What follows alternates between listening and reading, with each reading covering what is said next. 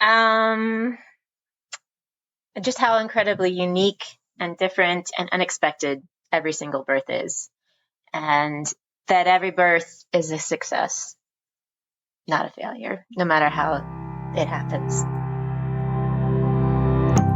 Ever feel like you suck at this job? Motherhood, I mean. Have too much anxiety and not enough patience? Too much yelling, not enough play? There's no manual, no village, and no guarantees. The stakes are high. We want so badly to get it right.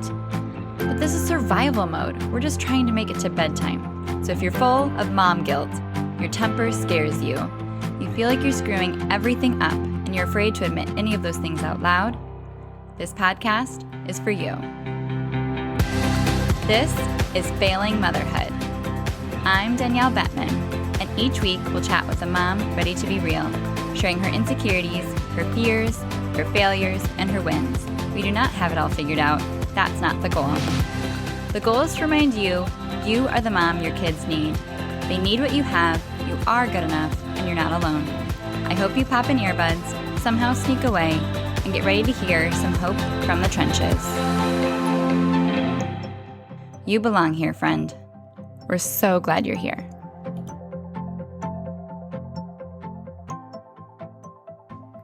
Hey, it's Danielle. Do you ever feel like you're failing motherhood? Then you're in the right place, my friend.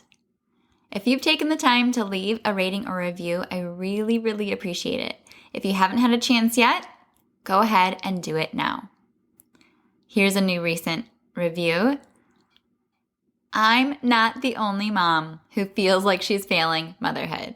What a relief to know I'm not alone. This podcast is so refreshing. It's raw and real, like a big hug for my mama heart. It's all the mama therapy I never even knew I needed. Danielle makes me feel seen and loved as a mother. I belong here. You belong here. That makes my day. Not only is failing the norm, but the pandemic burnout is hitting new highs, my friends. The world is a hot mess, and we are just trying to survive. My guest today is my friend, Libby. She's here to share her birth stories, all 4 of them. Don't we love swapping those? But hers are so wildly different, hearing each of them is going to stop you in your tracks when you start to believe that you had anything to do with how yours turned out. You are not your birth story, your identity is not your birth story, and your worth is not your birth story. Be encouraged and listen in, friends. Enjoy. Welcome to Failing Motherhood. My name is Danielle Bettman, and on today's episode, I'm joined by a mama of 4 and a friend I haven't seen in years. Libby lives in Utah, and she loves hiking and chocolate and coffee like a true mom. She's a military kid, and she's married to a military hubby, so she's been moving all over her whole life. But today, I get to see her online, and you get to hear all of her stories. Welcome, Libby. I'm so excited to have you on the show today. Hi, Danielle. It's awesome to be here. Yay! So how old are your littles? Let's see. My oldest is 8, almost 9. Second son is 6. Girl is 3, almost 4. And then I have a baby boy who's 8 months old. Oh, my goodness. And we met when we were both expecting our second, right? That's right. Yeah. Yes, because we have a picture together with like both of our huge tummies. And then another picture with both of our tiny babies. Yes. The picnic picture. Yeah. Yes. Oh, it seems like ages ago, doesn't that? Yeah. So long ago. So long ago. But you've just kept having babies, so that's your thing. Somehow. I don't know. I love it, though, and you have so much to share about it, and that's what we're going to dive into today. But the question always is, have you ever felt like you were failing motherhood? Failing. I really don't like that word. Tell me why. For me, failure would be to not love your kids, to leave your kids, to hurt your kids. And I don't feel like I do that. That's a good thing. I get up every day. I try to love my kids the best I can. I know I make mistakes. Definitely not perfect. I don't know what to do in some situations, you know, when my kid's having a screaming tantrum and I have to be like, I don't know. I don't know what to do in this situation. But for me, that's not failure. Failure would be, you know, walking out the door and never coming back. Yeah. I know that it's kind of like a fun thing now. Like I think there's a book out there called The Gift of Failure. I just read Dare Greatly by Brene Brown, and she talks about failure and like learning, you know, that grit and, you know, if you fail, you have the growth mindset, you learn how to get around your failures, but that's like the challenges, I guess. Challenges is a better word for failure for me rather than like, okay, you totally failed. Yeah, because there seems to be more of like a permanency to that word. Yes. Yeah. I really like that perspective because you are seeing the ways that are challenges, but you're not making them make something of your worth as a parent. Exactly. Or, you know, dictate kind of your story, which is ultimately what we're trying to do with these stories, is kind of share those, that they aren't failures. They are totally your, like, continuing to try day after day is what's most important in showing up with your kids. Exactly. And we get too bogged down by feeling defeated, right? Yes. Yes. So I love that. I mean, or we take our kids' mistakes or our mistakes and we turn them into, you know, I've completely failed because my kid isn't potty trained or by the time that I think they should be, or, you know, they're having a tantrum in the store. I must be failing. Like, no, this is how they're growing. This is how you're growing as a parent. And as long as you're trying your best and you're loving your kids, then it's a success, not a failure. Yes, that's a very healthy way to look at it. So you must be doing something right. I'm trying, right? Yes, that's the idea.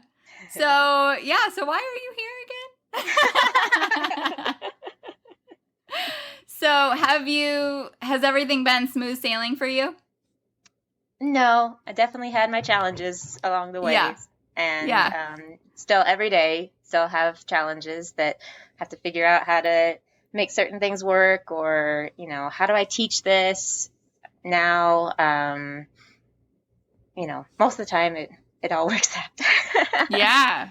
No, I like that's to say great. that there's moments of chaos and where I'm like, why did I have 4 kids? But those are only moments. They're like, sometimes they're as long as 15 minutes, but usually they're just moments. And then peace reigns again. Yay!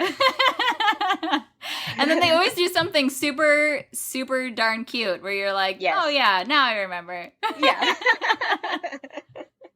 Last night, Annie fell asleep holding, like, I was like my head on her chest. She had wrapped her arms like around my neck, and then I was like rubbing her eyes, and she just fell asleep with like her hands just locked around me, and I was like, oh, this is so cute. That is adorable.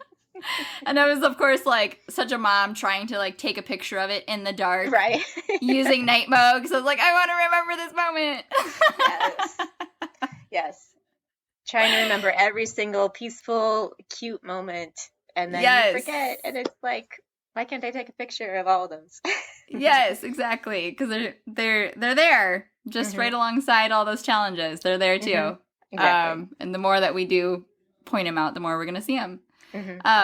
So I can't wait to dive in today to talk about your birth stories, because you have 4. And they did not all go down the same way.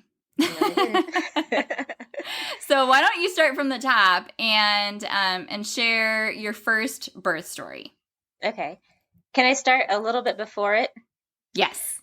Okay. So when we got pregnant with our first, I had no idea what pregnancy, birth, newborns entailed.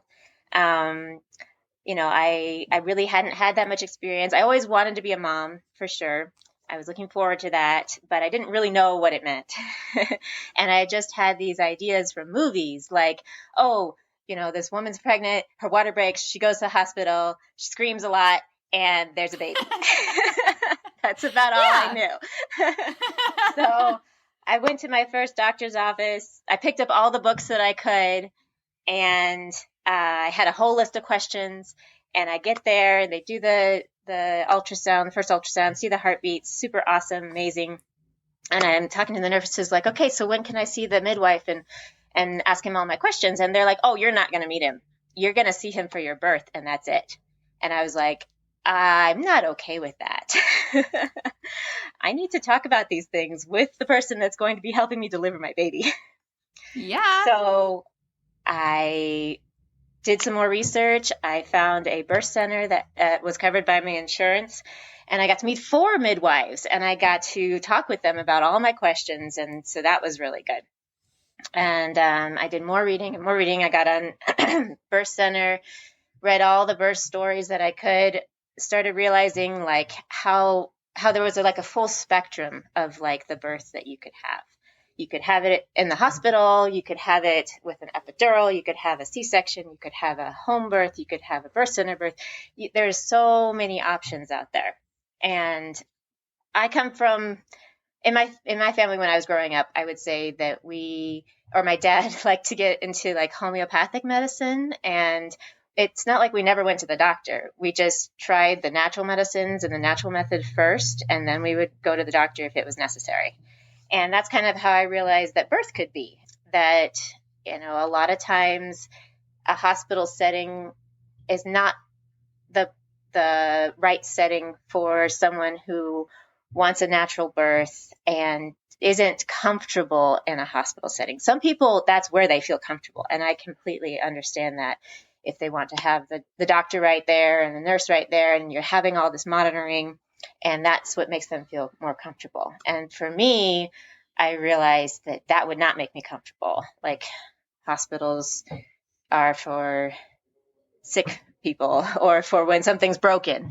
And what I was coming to read about is that birth doesn't have to be like this broken experience. It doesn't mean that you're broken, or that it doesn't mean that you have to have somebody, a doctor, like putting all these interferences on you. So I got my prenatal care from this birth center with the midwives that was covered by my insurance, but I kept looking for another option because I had gone to the hospital and I realized that they would have a lot of interventions that I wasn't okay with. And so I found a midwife that she was 86 years old. Her name was Bella, and she had been delivering babies since World War II. She had escaped Nazi Germany. Wow. And now she was living on the beach in Mississippi. And she had a birth center, and she had an apprentice who was a lot younger, so I felt comfortable with that. We went to meet her, and it was just really cool how natural everything could be. And I met 2 women that had done 3, I think, of their births with her. One woman had a home birth. It was actually a breech birth. She had had a home birth in her home with Sabella, and everything went fine. The other woman had driven the 3 hours from the town we were in to the birth center on the beach, and she had made it there in time, 2 or 3 babies. And so I felt pretty confident in saying, okay, this is how I want my birth to go. I still don't know exactly how birth is going to happen. I keep reading, I keep watching videos. We took a Bradley method class. So I had all this like intellectual knowledge of birth now, but I still had no experiential knowledge. So now we can actually get to the birth, right? Yeah, the good stuff. That was all the lead up to my first birth. Yeah. Every mom has their own lead up. Right, they do. Yeah, you have to go through your own like education period and figure out what's going to work for you. Okay, so my mom, my mother-in-law, my sisters-in-law, and 2 friends drove down from St. Louis to Mississippi, where we were, to give me a baby shower. And I was like 37 or 39 weeks and a few days. So my due date was still a few days away. But they hadn't been able to come before, and they really wanted to come down and see us. And so they came down. I'm hugely pregnant, but I still like clean the house and, you know, do all this stuff. And we have an awesome baby shower and we go out to dinner and, you know, I'm feeling like very pregnant, basically. Like you Tired. do. And yeah. I look back at pictures from that day and it's like, wow, you can almost tell that I'm like in pre-labor or something. I just look very uncomfortable. And so I've been up all day for the baby shower. We went out to dinner. We get home. We're finally getting into bed. And I have some bloody show. So like a sign that maybe labor will start. And I'm like, no way. This can't happen. This can't be it.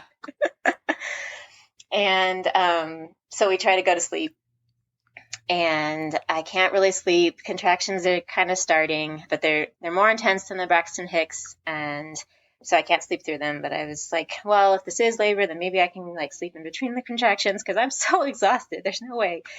And finally, I can't lay down anymore. I have to get up, move. Okay, made some scrambled eggs, and I was Googling all of the symptoms of early labor and like, is this the real thing? And finally, at 2 a.m., I wake my husband up, and I'm like, I think I'm in labor. And at that moment, I had a super strong contraction. And I'm like, there's no way I'm getting in the car for 3 hours now. Absolutely no way. So he calls the midwife and telling them about it. And I'm like, I guess we have to go to the hospital. Like, I didn't want to, but I'm not driving 3 hours to the midwife. And so the apprentice midwife picks up and she's like, it's okay. We'll come to you. It's a natural process. Like, you'll be fine. No worries. And my contractions were super intense, but then they would stop and I'd be like, I must not be in labor anymore. That's probably the only one I'm going to have. And then like 3 minutes later, then I'll have another one. And I just felt incredible in between them for a long time. And so that was weird. That wasn't what I expected. The other thing that I didn't expect is that the Bradley method teaches you like to relax during your labor. And you know, you're supposed to completely relax all your muscles because then that helps you not feel as much pain. And that didn't work for me. You know, my husband's trying to like massage my back and do all these relaxation things. And I'm just like, you can't do that. I have to focus. Like the only thing that works is like squeezing my hips. Like you can't touch me. And, you know, he's being so sweet and trying to help me. And I'm just like, stop touching me. Completely different than what I expected. I had also read like hypnobirthing and orgasmic birth and a pain-free birth. And it was definitely not pain-free. You know, like there's so many, maybe because it was so intellectual that I was learning at the beginning, translating it to the actual experience, so many things were different. And while I won't say that it was like the movies where they're like screaming their heads off and cursing everybody, it was definitely not pain-free. So yes, the midwives were on their way to us and we were just laboring in our bathroom. I was laboring in my bathroom and, you know, tried to lay down on the bed, tried to relax, you know, all the stuff that I had thought would work, didn't work. Go through transition where things get really scary. Like just your body is programmed in this transition period, I think, to be super afraid and to like, you go from like it being exciting and being just exhilarating because you're like, this is it. I'm going to see my baby soon. I can stop being pregnant. Yes. To, oh my gosh, I can't do this. And that was a huge point in the birth that I'll never forget. And I just started repeating over and over and over, God is my sufficiency. And I think if in that moment I had been in the hospital, I probably would have been like, give me the epidural. I can't do this anymore. Give it to me. But I wasn't. I couldn't. And then let's see. My water breaks. Everything's fine. Still going smoothly. The midwife finally gets there, and then the pushing starts. Had to figure out how to push. It was really hard to figure it out. I was so exhausted. Like I just remember thinking like, I can't do this anymore because I was just so exhausted. And but then you do it. You have to do it. There's no way to get around it. Yeah. And you don't have a choice. Midwife, the midwife started coaching me in like the most effective ways to push. And then finally, I was able to push him out. And it took him a second to start breathing, but he did, and everything was fine. And it was just incredible. Yay! Yay! Baby's out. Yes. We love healthy baby stories. Yes, exactly. And then we were able to call my mom and David's mom and say, the baby's here, come meet him. What? I wish we had video of that and be like, oh yeah, you saw us last night for dinner and now here's me and the baby. While you were sleeping. Yeah. Yeah. I still link back and I'm like, I don't know why I didn't call my mom and have her come over and help. Like, poor David was running around doing everything. And I do remember feeling very alone and like, you know, oh my goodness, you know, how are we going to do this just by ourselves? I could have called my mom. She would have been over in like 5 minutes. Yeah. You probably just didn't think or remember that they were in town? Yeah. I don't know. I think you just get into this birth mode and like nothing matters except for what's going on inside your body. Yeah. I did feel him. I remember I felt the baby moving all through the labor. So I was never worried about him. You know, I do want to say this. The hospital was like 5 minutes away. So I definitely felt like, you know, if we needed to call 911, if we needed to jump in the car and go, we would have been there in plenty of time if there was some necessary reason. Yeah. That's always good for peace of mind. Back up. Yeah. So you just hang out with William and everything's good? Yep, everything's good. It was incredible to like give birth in your bathroom, move to my bed, and snuggle my baby, and I never had to go anywhere. Yeah, actually, I did have to go to the hospital for a RhoGAM shot, so I did have to leave the house the next day, but it was fine. And then we took him to the pediatrician the next day and checked him out, and that was all good. The midwife had brought a friend with her, and she cleaned up the apartment, you know, all the mess. So nice. I didn't have to do that either. And yeah, it was great. That's amazing. Is that like part of the package deal? It wasn't when we booked her, but apparently. Love that. Yeah. Definitely an afterthought you wouldn't have considered anyway. Yeah. It was something that I considered in future births, though. Do I want a home birth and have to clean up the mess? But it wasn't something, because I wasn't planning on having a home birth. I was planning to drive 3 hours to the midwife, and then that turned out to not work. Yeah. I can't imagine what you would have done if you were in the car. Yeah. And had started going. I had the whole route planned out. So I had like stops every half hour or so that I could have like stopped and used the restroom or stopped and got food or whatever. It probably wouldn't have worked at 2 a.m. now that I think about it. Also true. I did try to do my homework and try to prepare properly, but you know, they always say that first times moms are going to have like 15-hour labors, and mine turned out to only be like 6. And so, yeah. That's way shorter. Yeah, a lot shorter. Yeah. I mean, you did more homework, more paper homework and reading than probably most moms, but you still don't know if your body is going to have the by the book experience. Exactly. Yeah. I did want to mention one of the books that I read. It's called Orgasmic Birth, and it has the best description for what's going on with hormones and labor and all of that I've ever read. And it's really amazing. And it just explains so much about oxytocin and the endorphins that you get. And I didn't have an orgasmic birth, but apparently they are out there. They are available, maybe somebody. Yeah. But I thought it was a whole different way to look at birth than the media or the movie version of like, you're just going to be screaming in pain. Right. Yeah. And the more educated you feel, the more empowered you feel. Definitely. And the less afraid you are, the less it hurts. In my opinion. because fear Yeah, there's stops probably a all huge that. correlation there. Fear stops all the good hormones, and yeah, if you're afraid, then you're going to be a lot more in pain. Hey friend, I see you. You're trying so hard to parent as intentionally and calmly as you can, but you feel like a failure on the daily. You beat yourself up and you ruminate over all the times you lost it on your kids, knowing that's not how you want to be. Maybe your past is creeping up on you, or the stress of life is overtaking you, but it's not okay. You're tired of it. You're tired of all the yelling, dreading time together, and just wanting to get away.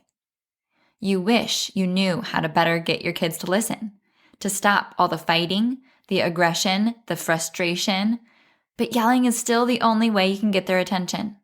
And then beat yourself up for it. Let's stop this cycle altogether.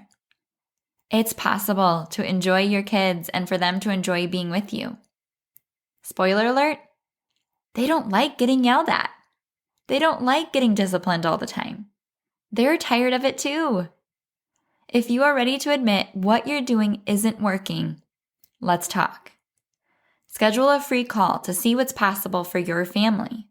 We'll chat about the struggles you're experiencing and decide together if we'd be a good fit to work together. Here's what I know to be true. You are a good mom and you're doing your best. Your kids are good kids and they are doing their best. If you're still having problems, there's just missing tools, skills, and a disconnect. All things that are fixable. There is so much hope, my friend. Schedule a free call today and set your family's trajectory on a new path starting tomorrow. I can't wait to cheer you on.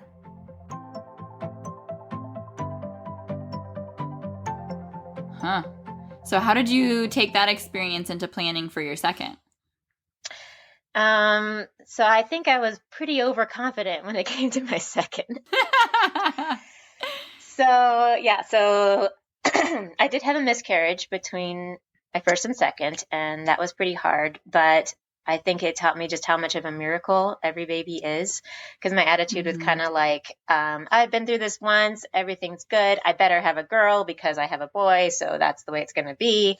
And then the miscarriage, and it was a huge disappointment. I wouldn't say it wasn't a tragedy or trauma, but it was just a realization like how miraculous every single healthy baby is. And then my second one, he was a boy, and we were in Nebraska, so that it was a new situation. There was an awesome birth center right down the road. So I was planning this amazing birth center birth. I loved the midwives that I had. And I just figured it would go the same way the first one had gone. And, I'd get there, I'd labor in the tub. It would just be this beautiful experience. It would probably be even faster than my first one had been. Ideally, yeah. Yeah. Right. I had a false alarm at 39 weeks. Yeah, it was like 39 weeks. Thought I was in labor. I went to the midwife, they checked me. It was supposed to happen that night, and it didn't. And then for 3 more weeks, I had false labor starts and stops. My midwives were like, okay, after 41 weeks, then you have to do the non-stress test. Every time I got one done, it was like, okay, you're probably going to go into labor tonight, and then nothing. No. It was so, I remember just my belly being so heavy and my body being so tired of being pregnant. I did all the research that I could about overdue babies. How many times they didn't have anything wrong and they were perfectly fine. Even my mother-in-law, her third child, second son, was born at 43 weeks, and he was perfectly normal. Nothing had gone wrong. She didn't remember any extra meconium or anything like that overdue babies have. And so I was like, okay, so maybe he's just cooking longer for some reason. And at 42 weeks on the day, it was the very last day that I could go to the birth center to have the birth, because after that you'd have to go to the hospital. I was out walking and I'm like, okay, it's going to be today. And then I get home and have dinner and get in the shower and my water breaks and it's full of meconium. And I'm like, I won't be able to have it at the birth center because they don't have the suctioning that they need to use for babies that have a lot of meconium in the water. And so we went to the midwives and they confirmed it was meconium and sent us over to the hospital. And the hospital I was pretty happy with. It's a very natural, friendly hospital, but it's still a hospital and you have to have all the monitoring. You have to have people checking you. It's nothing that I had envisioned for myself. Mm-hmm. And so we labor through the night, and contractions peter out in the morning. And they tell me that they want to start Pitocin because my water had been broken for 12 hours and labor was not progressing. And I was freaked out. Like, everything that I'd ever read about Pitocin was that it was terrible and, I wouldn't be able to handle the pain. And it was just the first step on the road to a C-section. So the OB was telling me this and my husband was gone to get some stuff that we needed. And I called my friend who's a doula and I asked her to come and help me in the hospital because I hadn't planned for a hospital birth. And so she was planning to come and then my husband was out. And so the OB told me they want to start Pitocin. And I was like, okay, but can we wait until my support people get here? And she's like, yes, but go ahead and put the hep block in your hand. I was like, okay. And the nurse is doing their thing. I'm already upset about having to start Pitocin and she blew a vein in my hand. I don't know what caused it or like why she did it, if it was her fault or my fault or anything like that, but it was the worst pain imaginable. Like for me, it was way worse than anything I'd gone through with my first birth. And so I'm just like, what did you do to me? And like, what's going on? And she's like, I'm sorry, I blew a vein. Do you want me to have somebody else do it in your other hand? Like put the hep block in your other hand. I'm like, yes, I'm not going to let you do my other hand. And so like, I'm crying from the pain in my hand, not from the contractions. And the tech comes and she's starting to do my hand. My doula shows up and she's helping me. And then the tech just says, oh, you just wait till real labor starts. You'll really be crying then. And I'm just like, oh my God. Like, why would you say that to a laboring woman? Like, come on. If it had been my first time, you're just going to completely freak me out. Yeah. Seriously, the pain in my hand was worse than anything I experienced in like labor and delivery. So. That's so rude. So rude. So I had to get out. So, they finished putting the hep block in my hand. David got there and I just had to go outside the hospital for a little bit. And so we went outside, cried a long time. Then we finally went back in, started Pitocin. It was good because I finally felt like I was in active labor. Like finally those contractions were doing something. Like maybe they were painful, but they were actually doing something. And his heart rate dropped. They had to give me oxygen and put me down in like child's pose on the bed. And so, just like realized like he couldn't handle that. So we took a break, had lunch, started Pitocin again, heart rate dropped again, put me on the bed. Then he's fine. Tried a third time, couldn't do it. Like his heart rate dropped really, really low. And my doula was actually surprised that they didn't just do an emergency C-section right then, but his heart rate came back fine. And so then they tried to do put a line to put more saline in since I'd lost so much amniotic fluid to see if that would help him kind of float up and reposition. That didn't work. So finally at the 24-hour point, the OB, he's a great guy. He'd been doing births for 50 years or something crazy. He comes in, he's like, oh, I'll let you keep laboring. But then he sees the baby's heartbeat drop in a contraction that I couldn't even feel anymore. Like without the Pitocin, the contractions had completely stopped. So I was like, okay, he's obviously not going to be able to come out the normal way. And so we're going to have to do a C-section. And at this point, I was just so exhausted and frustrated. And it was like, okay, I finally feel like I can do this. It was really, really hard. Like, I know many women choose to have a C-section. Like that's just their choice. That's how they're going to do their birth from the very beginning. So they might not understand how just like horrifying it was for me to decide, okay, this is what is necessary, and I'm going to do the C-section. Yeah. I felt abandoned by God, even though I know that he didn't leave me. But that's how I was feeling. I definitely, I've been kind of raised with this idea of like a name it and claim it type of thing. And, my first birth had been so miraculous, and I'd seen other miracles that I didn't understand why I couldn't just have a miracle right now. Right. Why can't I just like order one up like that? Yeah. But, it was the best C-section possible. I got to pray with the doctor before we went in the OR. Baby boy was completely healthy, no problems. I recovered fine. My doula was watching from the observation room, and she said when they pulled him out, he was completely green, head to toe, because of all the meconium. So the poor boy had been trying to get out for weeks. He had a prolapsed cord, so the cord was looped under his head, and so there was no way that he could come out without sacrificing himself, basically. Wow. So he'd really almost been saving his own life every time labor had stopped. It was because he had, come up and gone off the cord. Wow. So that's its own miracle, really. It really is. It's his own miracle. And, thank goodness for modern medicine. And, it's because of that I have a healthy boy. Yeah. And that I'm still alive. Maybe, 100 years ago, I would have died too. So. Right. So. Wow. Totally different experience. Completely different experience. Did you have like grief from that you had to kind of like grieve? Did you have to grieve like the birth you wanted to have that you didn't get to have? Exactly. That is definitely one thing that I would want to tell any woman out there is just, if your birth doesn't go the way you want it to, it is okay to grieve that part of it.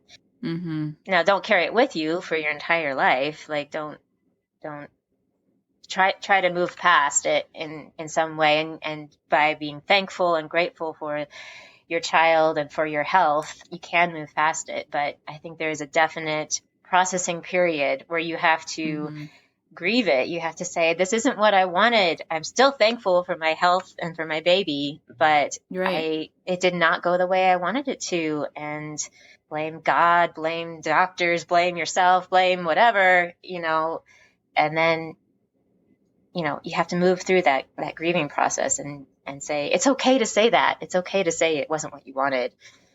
Yeah. Yeah. I feel like we get too much shoved down our throat right away of like, a healthy baby is all that matters. A healthy baby is all that matters. But that totally discounts your experience and your health through the process. And it's very, very influential for your own mental health psychologically postpartum if you don't address that part of it. Definitely. So then you were trying for a VBAC. Yes. With your third. Yes. So then 2 years later-ish, we got pregnant with our third, and this time it was a girl, and we were super excited. Yay! And yeah, so Nebraska doesn't allow home births, so I couldn't plan for a safe home birth, and I really didn't want to go to the hospital unless I needed to. I couldn't have the birth center because they can't do VBACs. And so my plan was, with my midwife's approval, to go in at like the transition or pushing point. And that way, I'd be in the hospital if, anything happened at that point. And everything was going fine. It'd been over a year since, or the C-section. I didn't get pregnant within the year. So that was what the doctor recommended for a successful VBAC. And so everything was looking good for the VBAC. And I had the thought, like when I was month 6 or 7, it would be great if I could give birth in the hospital parking lot. because then I'm close enough. If something happens, we can just run in if there's, problems. Yeah. But I'm not getting all the monitoring and the pokes and the prods and all that stuff. And, the stuff that's going to make me afraid or make me, not comfortable during labor when I need to be comfortable in order to do it naturally. Right. And so I was like, okay, if I can, I'll just have her in the car.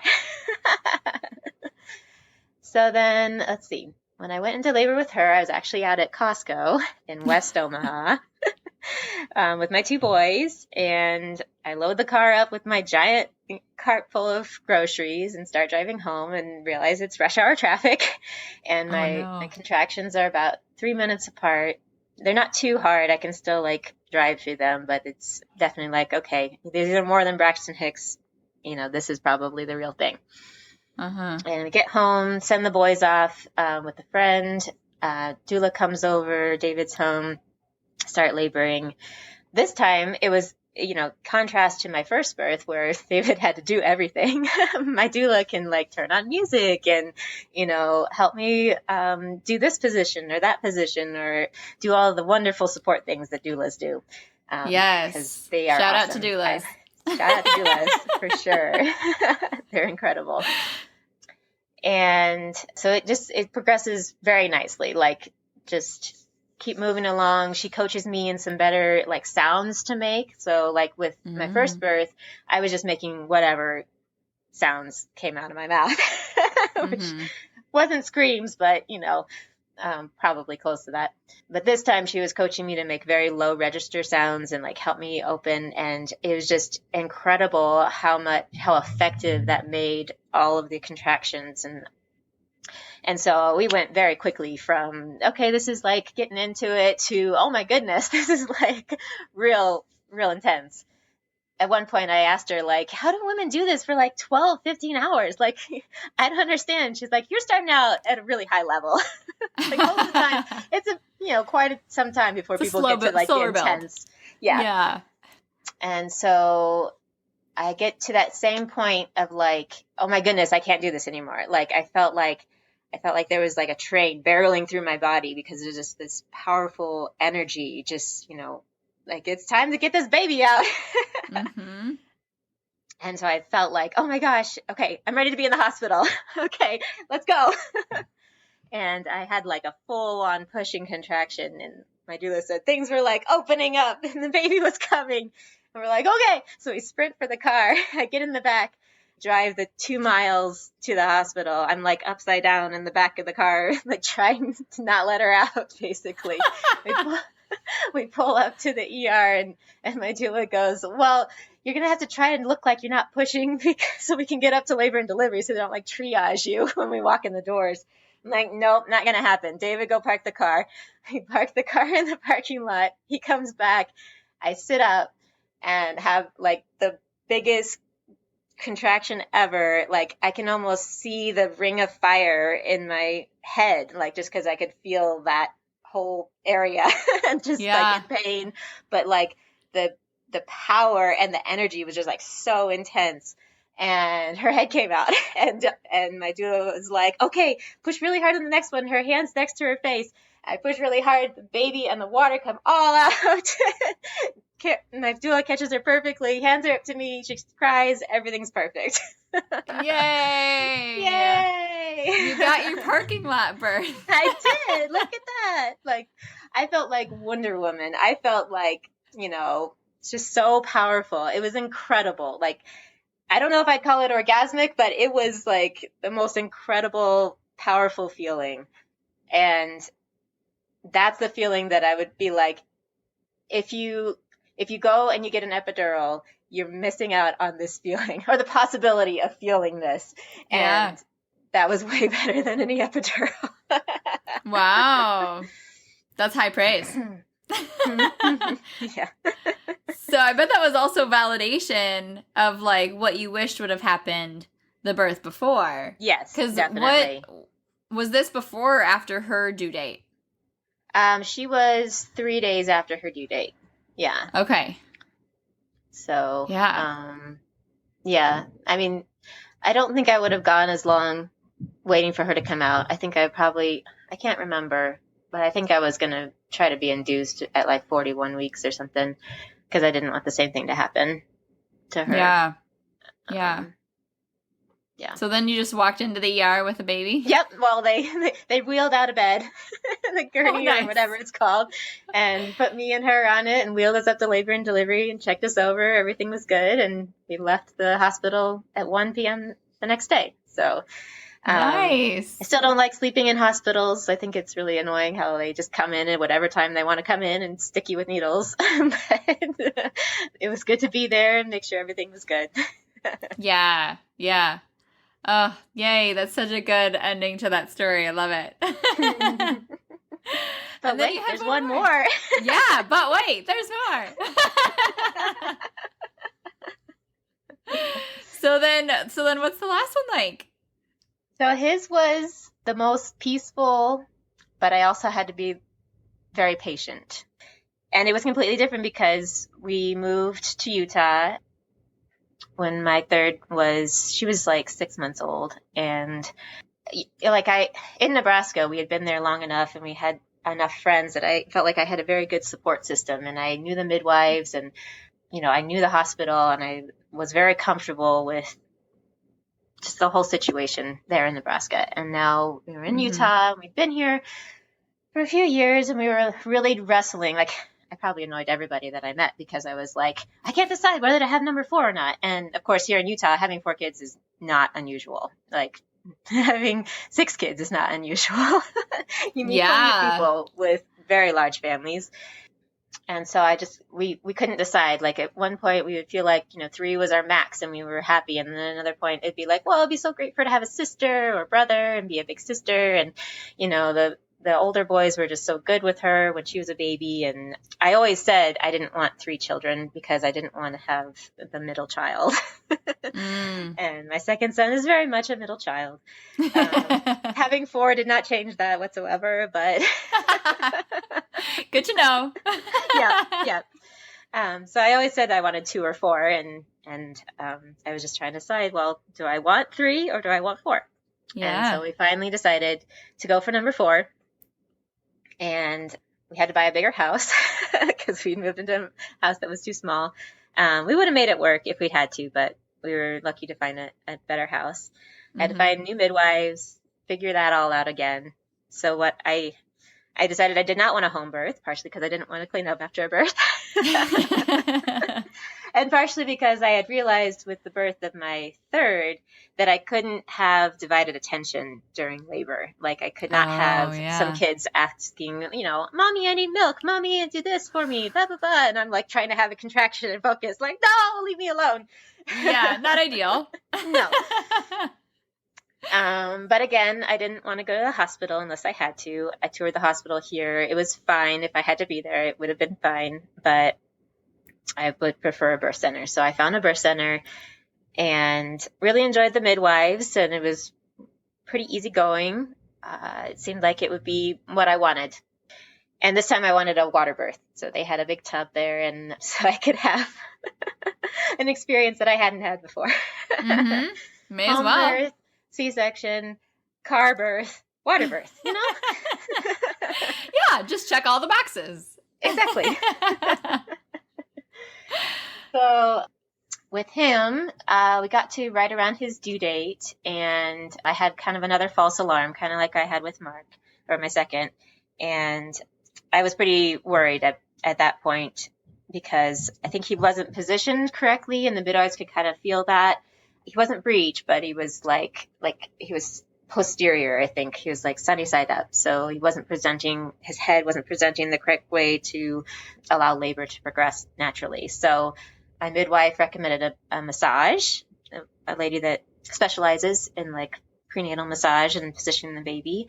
I also went to spinningbabies.com. They have some amazing like positions that you kind of like put yourself into, like go upside down and, do it in a safe way. But like, if you do these certain things in this order, then it's likely for the baby to turn. And so I tried to do everything I could to get him to position correctly. And finally, like 2 days after his due date, I I did what's called the Miles circuit. So it's where you go on child's pose, and then you go on your left side, and then you do active movements, and then you keep rotating that. And I did that for 90 minutes, clean the whole house, scrubbing on hands and knees, mopping my kitchen floor, vacuuming, trying to do everything to position him properly and be in the proper position. Mm-hmm. And contractions woke me up at 1 a.m. I got into one of the positions, and then I felt his shoulders slide across my pelvis bone. So it was really cool. I was like, I hope that was what I thought it was. Yeah. And then contractions started, got more intense. Woke my husband up, said, okay, this is the real thing. He's like, really? Are you sure? Yes, I'm sure. By this point, I'm sure. Yes, I think I know what active labor is now. Yeah. A friend came to stay with the 3 older kids, and we drove to the birth center, got there with the midwives, got inside, didn't stay in the car. Got in the tub.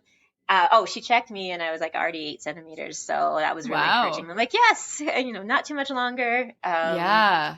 The water didn't help as much as I thought it would. I definitely had expectations of it taking the pain away, and it did not. Bummer. I also couldn't have the water as hot as I wanted it. I guess you have to keep it at a certain temperature, so, keep the baby healthy and all that, which is, I completely understand. Yeah. But it was hey, I want a relaxing bath here. And I have to have this lukewarm water. Oh, I didn't know that. That totally changes the experience. Yeah, definitely. And this was the first time where I felt like people were watching me. I had some really intense contractions, and they're all coaching me on okay, breathe like this, or like this, or like this. And then in between the contractions, just be silent. And I'd be like, can somebody turn on some music?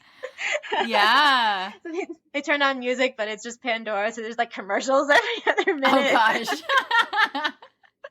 So I'm trying to have this peaceful water birth, and then, talking about insurance and all this stuff. You're like, not the time. Not the time. Let's see. My water broke in the tub. It was all good.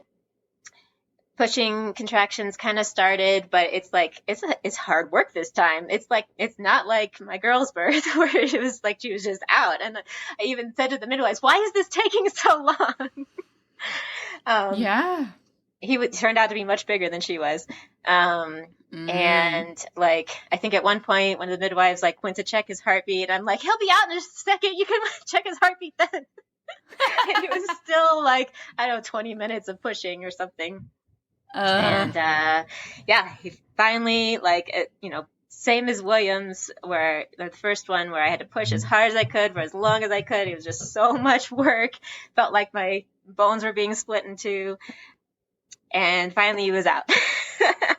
And how big was he? He was 8 pounds, 14 ounces. Oh, goodness. Yeah. My first had been 8 pounds, 2 ounces. And then Mark, my second, was 8 pounds, 10 ounces, but he was a C-section, so I hadn't had to push him out. And my girl was 7 pounds, 12 ounces. And so then he was my biggest. Yeah. Yeah. So, and he hadn't been cooking as long, so we all made bets on what his weight would be after he came out. And I was like, well, he can't be as big as Mark because he didn't stay in for as long. So maybe 8 pounds, 5 ounces or something. And then it turns out he was bigger. That's insane. Yeah. So what has that taught you? Having all of those different experiences, now having for wildly across the spectrum versus having all of that intellectual knowledge, book knowledge that you went into motherhood with. What have you learned?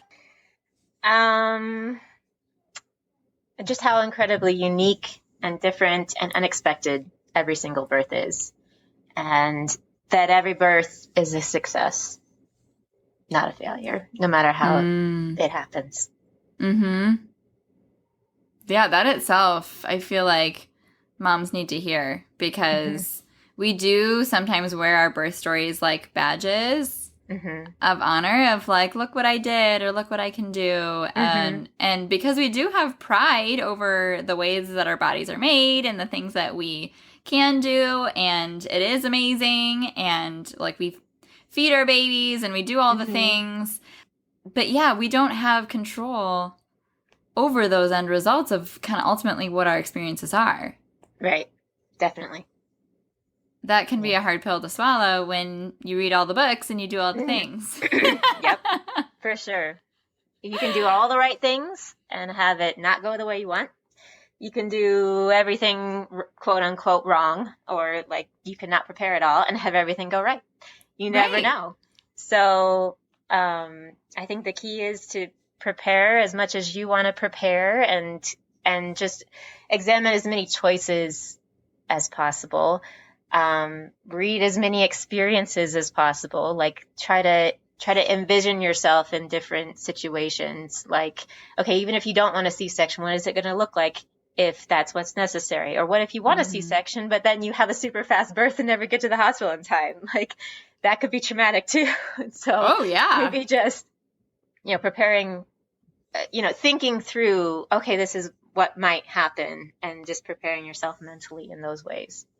That's good advice, because usually we think about the birth plan and the ways that we want things to be. Right. And then just like, and if we type it out, it's going to happen. Right. The worst case scenario is more of an afterthought, like, okay, yeah, I'll be fine if that happens. But I think I learned in my second birth, like really think through it, really understand, what's going to happen in what order, who's going to be with the baby while you're still in the operating room, that type of thing. So I thought that I would have my husband go with the baby, thinking that would be the most important, is for his father to hold him. But when I was in the operating room, I had to keep him with me. I was like, no, you can't go. The nurse can hold the baby. You have to stay with me. Yeah. I've been through enough trauma at this point, and, Yeah.